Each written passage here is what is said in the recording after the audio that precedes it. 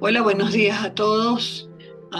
Muy contenta de estar aquí en este evento con un tema por demás interesante y que aunque parece que no nos toca, sino solamente algunos casos, tal vez niños o tal vez personas que tengan una condición, realmente vamos a darnos cuenta de que a todos nos afecta de una manera u otra, incluyendo en lo que se refiere al área del lenguaje, la comunicación, nos afectan o nos pueden afectar los desórdenes sensoriales transitorios o permanentes que podamos tener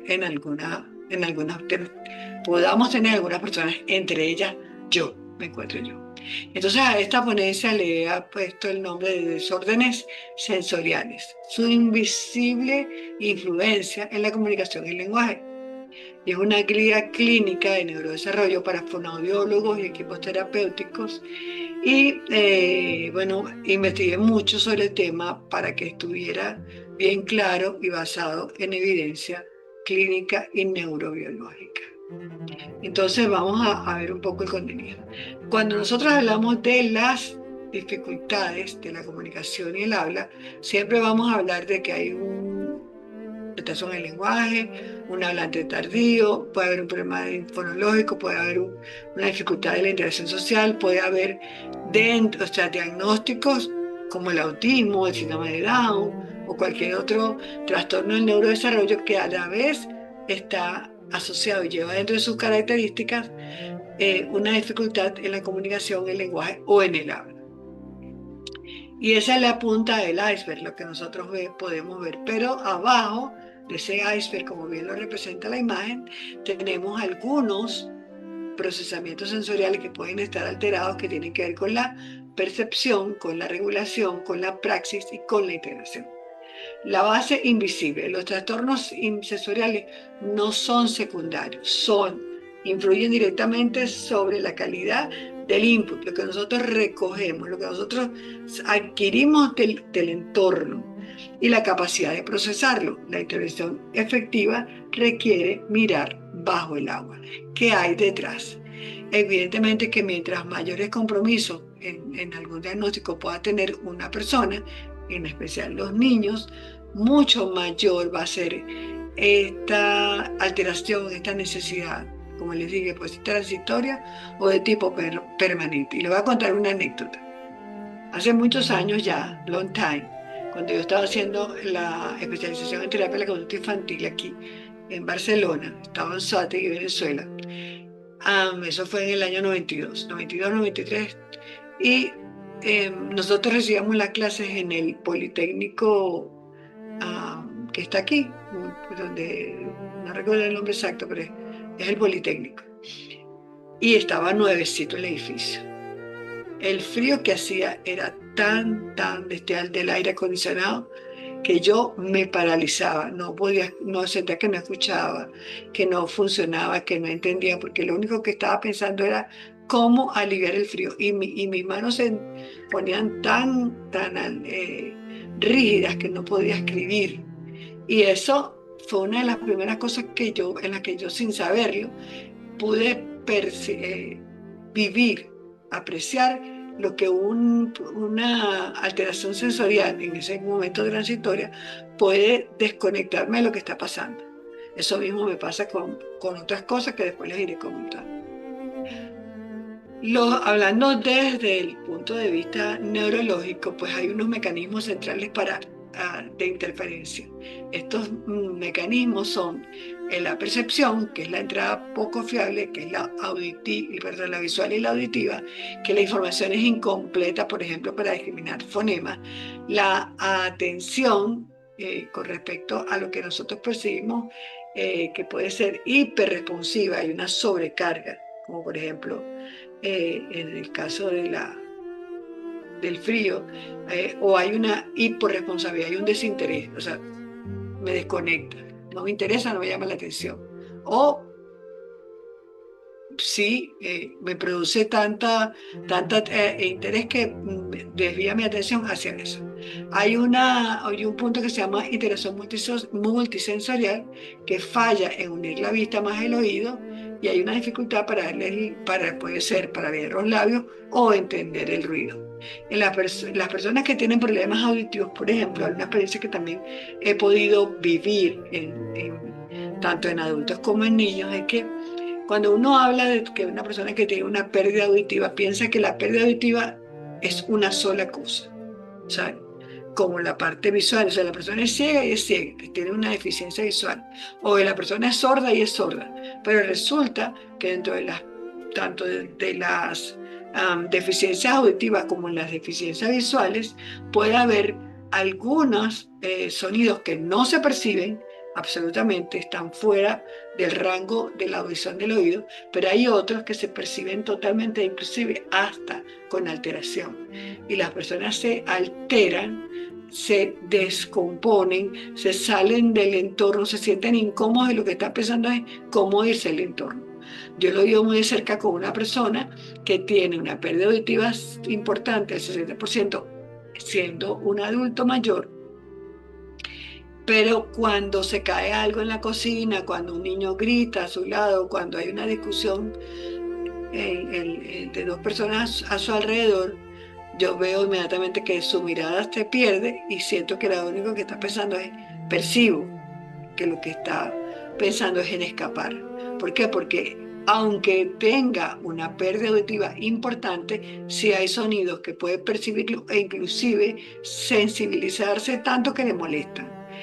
Luego tenemos el tema de la planificación motora o la praxis, que tiene que ver con toda la coordinación entre nuestro cerebro y todos los movimientos que nosotros tenemos en nuestro cuerpo. Entonces puede haber también una alteración muy común dentro de los trastornos de la comunicación, el lenguaje y el habla, que son los déficits propioceptivos vestibulares, y a la vez esos van a tener incidencia en el control motor orofacial sobre la articulación. Y he visto también algunos pocos casos de personas que tienen características particulares en su forma de hablar, en su entonación, sí, bueno, en su voz, y hablan o muy rápido o hablan muy lento o tienen ciertas características particulares en su forma de hablar. Y luego está la afectación en la interacción social, pues como es el caso de la persona sorda, por ejemplo, que tiene una deficiencia auditiva o que tuviera una deficiencia visual, hay una evitación de estímulos, menos práctica comunicativa en comunidades porque no se sienten cómodos con ellos. Suele pasar mucho en las personas adultas con autismo. Dentro de los sistemas de entrada, allá, entonces aquí con los adultos, pero con los niños puede haber una alteración, una sobrecarga de estímulos, y entonces puede volverse o muy parlanchín o cambiar de tema, perder la atención. Por ejemplo, si uno entra a un salón de clase, vamos a ver una clase que está toda desorganizada, donde a lo mejor están viendo algo que tiene que ver con el programa, como por ejemplo el carnaval, que lo pasamos hace poco, y entonces todos los niños están eh, disfrazados, jugando, y hay algo que los afecta a esas personas, a esos otros compañeros, y o se sobreestimulan o se tienen que retirar de la situación porque se sienten incómodos. Entonces, bueno, hablando de los sistemas de entrada auditivo y visual.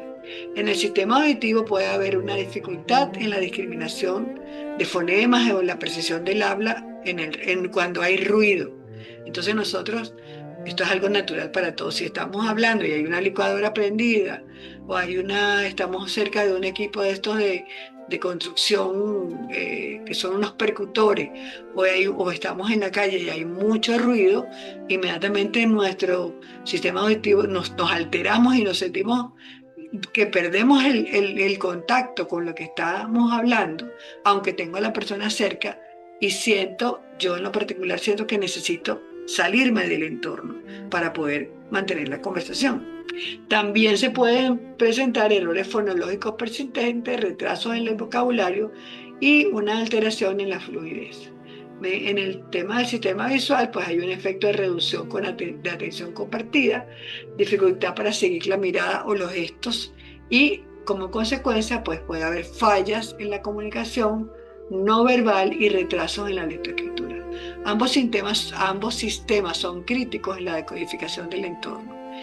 Y siempre nuestra creencia general, y mucho más de los padres, de las familias, de los maestros, es que cuando estamos hablando de una dificultad o una desorden o alguna complicación en la parte sensorial, siempre lo estamos asociando con autismo, pero no. Muchas personas tenemos esa característica y muchos niños, pero no necesariamente tienen que tener autismo. Luego, a nivel de los otros sentidos, tacto, gusto y la exploración oral. Hay una defensividad táctil, el rechazo a texturas como cepillos, como juguetes, limita la exploración oral temprana. Yo tuve un caso hace poquito de una niña que hoy día todavía está conmigo, tiene 3 añitos, acababa de cumplir en enero, y me la llevaron justo hace un año más o menos. Y resulta que la niña, cuando llega 2 años cumplidos, ella no había probado ningún tipo de alimento que no fuera un biberón con una sopa licuada muy espesa. Y eso era su única alimentación, mañana, tarde, noche, se tomaba como 6 teteros al día. Pero entonces, a pesar de que tenía carne, que tenía verduras, que tenía, su mamá es profesional de la salud, estaba muy preocupada, muy encima de la niña, pero ella estaba bajo percentil de peso. Y una colega especialista en oral motora pues me la refiere. Yo digo, esta no es mi especialidad, pero sí me ayuda porque ya hemos tenido otros casos y me guía, la vamos a trabajar en conjunto. Bueno, ya me fue dando algunas orientaciones, pero también pasó que aunque ella no vino por un tema conductual, me di cuenta que también había algo conductual y también mucho sensorial. Por ejemplo, a nivel sensorial, ella no toleraba que le cayeran goticas en su ropa de agua. Si algo estaba sucio, inmediatamente buscaba un pañito húmedo para secarlo. Se descomponía mucho cuando había algo que estuviera sucio o mojado. Y eso, también con un trabajo conductual que fuimos haciendo, logramos que la niña en julio empezara a comer comida sólida y ya ahora, hace un mes más o menos, dejó totalmente el biberón. Ya no hay más biberón. En esto y todo, y así mismo pasa con el cepillo, pasa con los juguetes, pasa con otras cosas. Ella tuvo excepcionalmente tiene un buen desarrollo del lenguaje, pero en este momento está presentando unas características de tartamudez que no sabemos si está asociado a esa sensibilidad que tiene en particular ella para algunas cosas. Aunque a nivel de la consecuencia fonética hay menos exploración, menos aprendizaje motor y hay una articulación inmadura. Es decir, no podemos decir que hay un trastorno de los trastornos, un trastorno de los sueños del habla, pero todavía se puede observar inmadurez en la articulación. Y en la alimentación, pues hay una selectividad importante que a la vez, al no usar con frecuencia toda su órganos que tienen que ver con la alimentación, la masticación, la deglución, también a su vez van a afectar todos los músculos que tienen que ver con la comunicación. La boca es el primer centro de aprendizaje sensorial. Su evitación impacta el habla. Y me lo hubieran dicho hace unos años atrás y no lo hubiera digerido tan fácilmente. Propiocepción, sistema vestibular y praxis. La propiocepción es lo que llaman los terapeutas ocupacionales especializados en integración sensorial. Ellos hablan de uno de los otros sentidos que tenemos para percibir internamente nuestro organismo. El sistema vestibular está en el oído y la praxis es toda la habilidad que tenemos para movilizarnos y coordinar nuestros movimientos. Todos ellos tienen un papel importante que lo podemos ver aquí en la imagen donde vamos a usar el lapicito y vamos a ponerlo con esta lucecita. Entonces tenemos acá que hay una relación entre la respiración y el habla, ¿ok? Después aquí hay otra relación entre la postura y la respiración y la movilidad del cuerpo, y después también hay otra relación a nivel de nuestro cerebro. Todo está en relación. Propiocepción, el mapa del cuerpo, afecta el control motor, orofacial y la retroalimentación. Entonces, en la medida que nosotros aprendemos algún movimiento, alguna actividad motriz, nuestro organismo se va retroalimentando de eso y se van generando nuevas funciones motoras más complejas. En este caso pudiera haber alteraciones en esa praxis. Y como resultado hay una imprecisión articulatoria y pudiera haber fatiga al hablar. Esto todo está basado en investigaciones científicas. Algunas cosas yo las he podido ver, apreciar en mi consulta de tantos años de trabajo, no todas. Y a nivel vestibular, esto sí lo he visto en muchos casos, el equilibrio afecta la postura, el tono muscular y la regulación del arousal, que es como nuestro sistema vestibular. Resultado, hay una dificultad en el control respiratorio y la prosodia.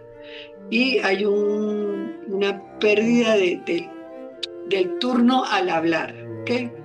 A veces se cuelan algunos términos que no tienen una traducción exacta.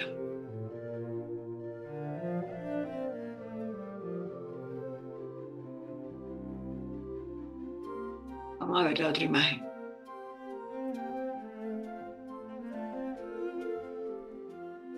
El impacto por dominio del lenguaje. Ahora lo vamos a ver desde los componentes del lenguaje. Nosotros tenemos 4 componentes en el lenguaje. El componente pragmático, que aquí habla de receptivo y expresivo, pero también podemos hablar de componente semántico, componente fonético y el componente pragmático, semántico, morfosintáctico y fonético. ¿Okay? En el componente pragmático habla de la dificultad en la reciprocidad y el contacto visual. Entonces nos pone en análisis y revisión. Algunas personas con autismo han expresado que cuando están hablando con alguien y tienen que mirar a la cara, sienten que les duele. Y es difícil entender eso, que cómo que mirar a una persona puede producir un dolor. Tal vez es una descripción de la incomodidad que se sienten, pero es válido considerar cómo él se siente y darse cuenta de que no es fácil para él ese contacto visual. Hoy en día, también a nivel terapéutico, antes nosotros insistíamos mucho en el tema que la persona, y teníamos que ganar la conducta de contacto visual, mirar a la persona que te habla. Ahora estamos de acuerdo que la atención podemos sostenerla a través de la visión y no necesariamente tiene que ser ese contacto visual para percibir que estamos atentos. Interacción reducida y por evitación sensorial. Hay personas que no les gusta que los toquen, que se les ponga muy cerca y todo eso pues va a alterar esa percepción sensorial. Hay una mala interpretación de señales sociales también por posturas, por posiciones, por palabras, por una serie de elementos que puedan estar ocurriendo en el momento de la comunicación. He tenido la oportunidad de vivir, por ejemplo, una vez una niña como de unos 12 años, y también tuvo un casito de un niñito de 5 años en ese momento, que ellos se te pasaban lo que llamamos nosotros la distancia social. Entonces siempre se están acercando a las personas, se acercan a veces sin quererlo hacia las zonas que son más íntimas, en las que no debemos tocar en otra persona, y eso genera malestar en aquella. Y también tuve un caso de un niño que él también tenía mucho interés en el cabello de las niñas. Cuando estaban haciendo la fila, la línea para salir al patio, él se les acercaba y les tocaba el cabello, les encantaba. Si estaba haciendo el círculo, también lo hacía. ¿Y qué pasaba? Que las niñas se volteaban y le daban un golpe. O había una queja de la mamá, que el niño estaba encimándose a la niña, que no era adecuado, y bueno, generaba problemas de tipo social en el entorno. Y para él también se sentía mal porque a pesar de que se trabajaba con el tema de la distancia social, era un impulso que él volvía a tener. En este caso no era que lo rechazaba, sino que él era un buscador de sensaciones. En la parte receptiva, que tiene que ver con la comprensión, el componente semántico, puede haber una pobre comprensión por ruido, unas confusiones léxicas por discriminación auditiva alterada y dificultades con órdenes de múltiples pasos. También he visto casos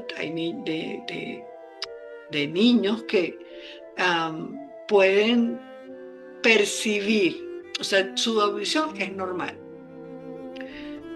y hasta los adultos nos pasa, y escuchan algo, sobre todo en los primeros años de vida, de los 3 4 5 años, escuchan algo, algunas palabras que están en su entorno y ellos la pronuncian de una manera inadecuada y uno se las dice lentamente para que la repitan y la pueden pronunciar bien. Entonces no es un problema ni de audición ni de articulación, sino cuando están en ese proceso de composición, así lo entendieron y lo siguen expresando.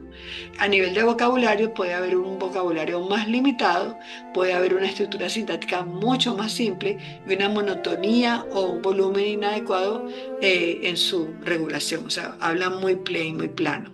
En la articulación puede haber errores persistentes, hay un pobre feedback propioceptivo, es decir, no reconocen en sí mismos la pronunciación correcta, no pueden darse cuenta cuando lo están pronunciando bien y cuando no. Y puede estar asociado a una posible apraxia del habla infantil. Dentro de las estrategias de evaluación interdisciplinaria, bueno, cada vez más corrobora esto algo que yo siempre he sido partícipe desde hace más de 40 años y de los cuales en algunos momentos pues no se veía bien, era la necesidad de la interdisciplinaridad, es decir, cada quien tiene su rol, cada quien tiene su responsabilidad, pero hay un espacio donde nosotros estamos unidos, donde tenemos un punto de encuentro que es este. Entonces, no solamente a nivel de la fonoaudiología o la terapia educacional, ocupacional, también tendríamos que hablar de la educación, también tendríamos que hablar del entorno social, como hasta que aparece, y otras cosas que pueden aparecer en un determinado momento. Pero en particular, la fonoaudiología, en la terapia ocupacional y en la educación, estamos constantemente, deberíamos tener una constante comunicación para poder apoyar con mayor calidad a un niño. Esto inclusive puede generar, y se puede ter, que después alguno de mis compañeros va a hablar sobre el tema, en problemas de conducta, porque hay una interferencia que está ocurriendo a lo mejor en el aula y me va a llevar a un problema conductual. ¿Qué vamos a observar? ¿Qué ruidos hay en el ambiente? Que puedan desregir ruidos, luces, elementos que se mueven, que pueden desregular. Esa palabra hay que manejarla con mucho cuidado porque a veces la gente dice, es que él está desregulado. Es un término que no debemos usarlo de manera común, pero evidentemente si observamos que hay niños que se pueden alterar ante determinados elementos. Entonces uno le dice, bueno, cámbialo de puesto, aléjalo de la ventana, ponlo cerca de tal persona porque el otro hace sonidos, en fin. Se recomienda también, a nivel de la parte social, estoy por aquí, por esta zona social, cómo afecta el estado de alerta a la participación.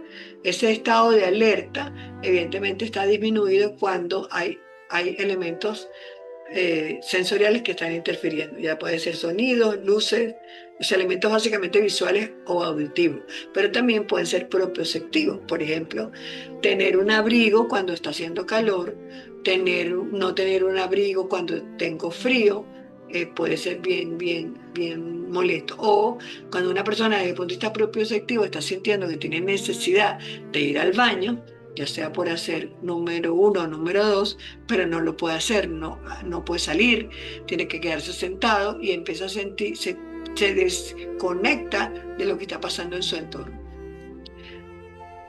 Y a nivel motor hay torpeza global que dice, es como que podemos observar.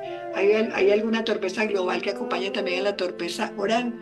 Pues sí podemos ver niños que a lo mejor son un poco inmaduros en la parte motora y también lo pueden ser a nivel de la parte oral o del lenguaje. ¿A qué herramientas usan los especialistas? Bueno, nosotros trabajamos muy en equipo con Alex Dávila y ella siempre nos habla del uso del perfil sensorial y ella misma tiene su propio perfil que lo compartimos y nos referimos a él para poder manejar algunas conductas en un niño o la parte del lenguaje. Hay que hacer una observación en el aula, en la escuela, dependiendo de los ambientes donde el niño participa, y también practicar una evaluación del lenguaje, una evaluación de todos los componentes, una evaluación que puede ser o no estandarizada, con una observación es bastante. Insight, evaluar en diferentes estados de alerta para ver la variabilidad del rendimiento. No va a ser lo mismo ver a un niño que está un poco alterado a las 9 de la noche cuando es la hora de dormir, a cuando él está recién levantado, descansado, puede tener otra función. Puede variar esos comportamientos. Comportamientos de lenguaje o comportamientos en su desempeño social.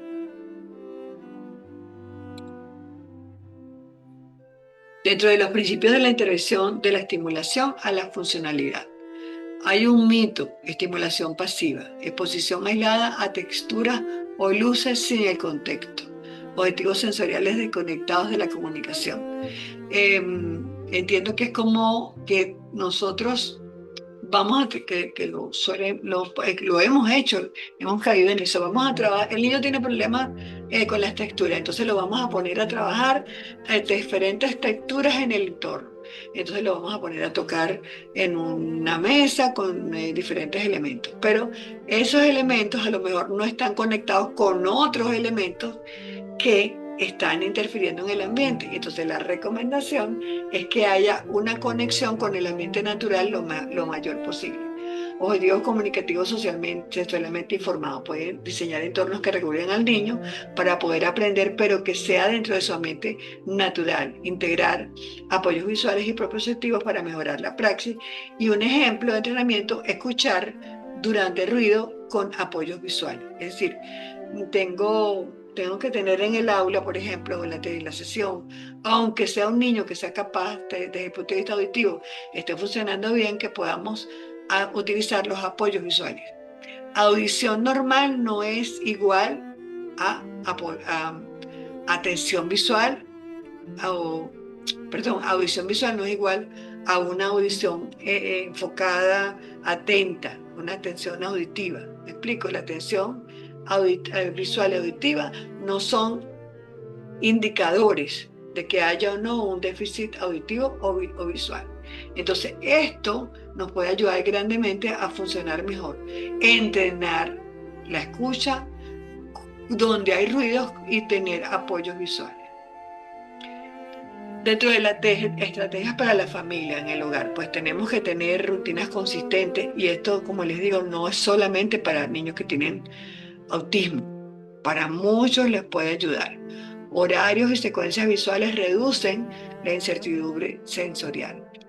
Anticipar las transiciones, que puede ser o no con apoyos visuales, puede ser a lo mejor con la alarma del reloj, con un mensaje que le enviemos, con un apoyo visual, etc.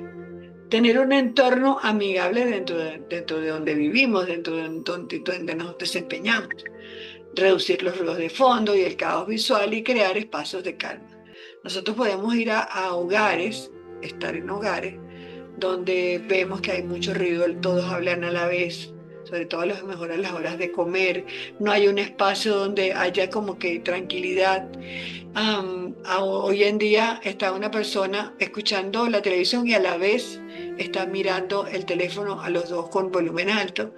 A mí me pasa que en mi casa, mi esposo, que tiene un problema auditivo, escucha la televisión y a la vez pone el teléfono, y mi nieta a la vez está en el mismo espacio físico escuchando su tablet. Y yo me tengo que ir a un espacio de calma porque no puedo estar allí. A ellos no les molesta, pero a mí sí me molesta.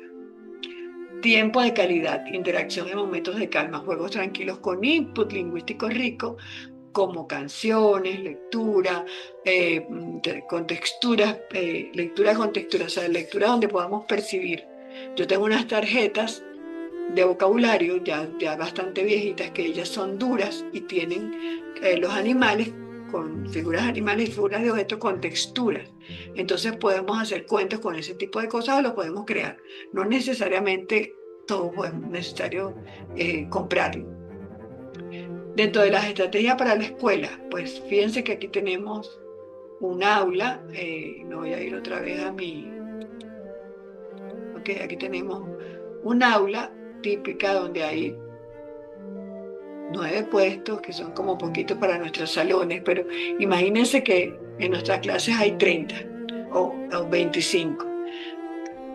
Hay quien apoya el que pueda haber o lo que llaman un rincón de la calma. Yo que lo he visto, sé que en parte puede ser útil, en parte no hay mucha disminución de los elementos sensoriales. Pero bueno, sí ayuda, lo he visto. Y lo he visto también en los aeropuertos. En algunos aeropuertos he visto que hay un rincón de la calma. No lo veo o no veo lo útil que puedan ser para un niño que está alterado, muy alterado. A lo mejor hay que llevarlo a otro espacio mucho más reducido, porque siempre están al lado de un ambiente donde haya otros elementos que pueden perturbarlo. Pero sí he visto que cuando la maestra les dice que pueden ir al rincón de la calma y pueden sentarse un ratico a ver un libro o algo así, los ayuda. Esto hay que manejarlo con mucho mano izquierda, con mucho cuidado. ¿Por qué? Porque puedo tener un niñito que viene para acá, ya lo voy a poner acá.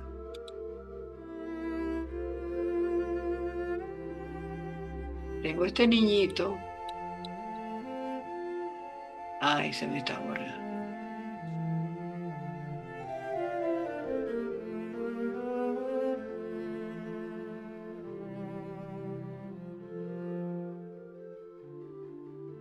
Él está aquí saltando, molestando. Da vuelta para acá. Bueno, no dice molestando. Está, diríamos, un poco entusiasta porque llegó del recreo.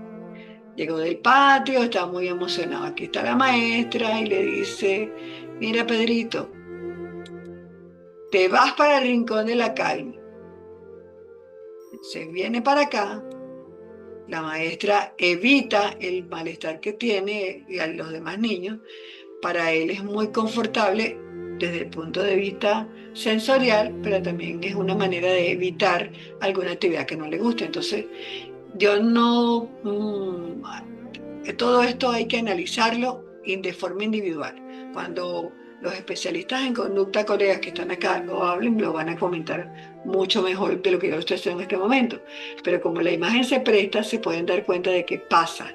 Hay otros niñitos que en vez de tenerlos aquí, los sacan del salón y los llevan a la dirección. Entonces ellos van aquí a donde está la dirección y en esa dirección ellos lo que hacen es pues estar sentados ahí en una sillita, cada vez que alguien pasa lo saluda, ¿ok? Como puede ser que también, evidentemente, que si aquí hay mucho ruido, está alterado, o él es el que está haciendo ruido, se sienta que se va a calmar, pero hay un costo que hay que manejar con respecto a si eso para él va a ser mejor o peor.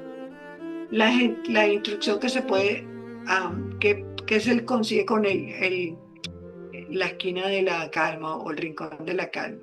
Se pueden minimizar los ruidos porque hay tapetes, hay una alfombra, hay una cortina, puede ampliarse aquí esto y luego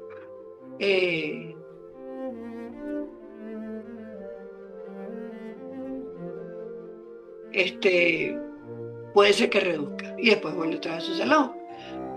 Pero hay que saber manejar la instrucción y el momento que necesite justo. Puede también favorecerlo un asiento que favorezca el control postural.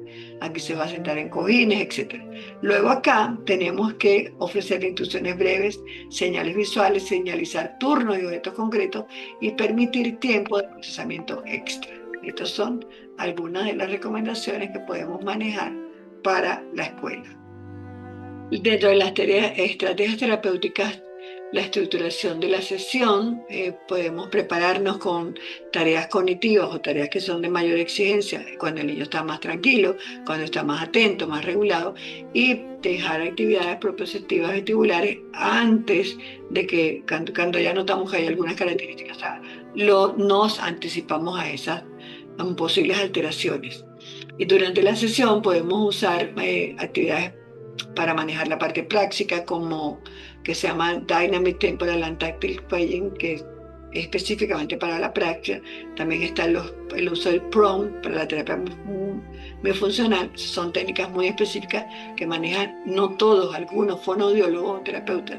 Y lo que sí es parte de mi trabajo, por ejemplo, lo que se refiere a la comunicación aumentativa alternativa para cuando la producción verbal no es suficiente. Todas estas herramientas nos van a ayudar a mejorar sustancialmente nuestro trabajo en la terapia. Intervenciones inmediatas de regulación por ruido, podemos usar auriculares más señales visuales. Cuando haya una hiporresponsabilidad auditiva, podemos aumentar el volumen de la voz, no gritar y usar gestos exagerados. Cuando hay una defensividad táctil oral, podemos hacer cosas como juegos con burbujas, soplos, sin tocar al niño, para que haya una desensibilización gradual. Y con las praxis podemos trabajar ejercicios de coordinación motora secuencial de sílabas y palabras. Esto a grosso modo. Dentro de los resultados y conclusiones podemos hablar de que en la medida que todos estemos involucrados puede haber un mejor éxito.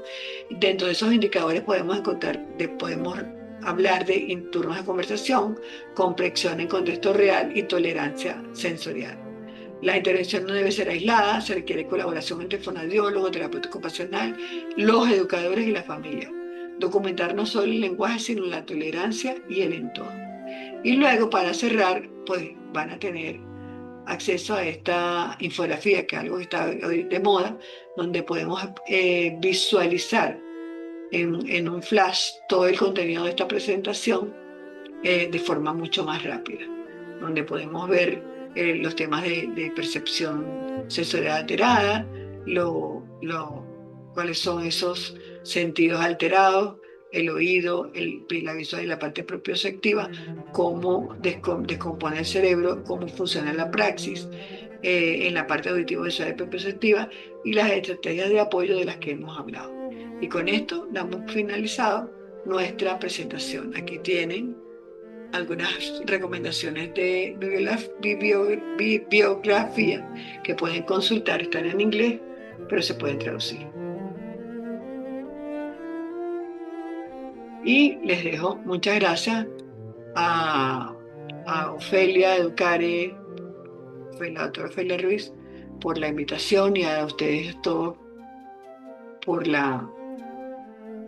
escucharme. Buenos días, muchas gracias. Estoy atenta a sus preguntas.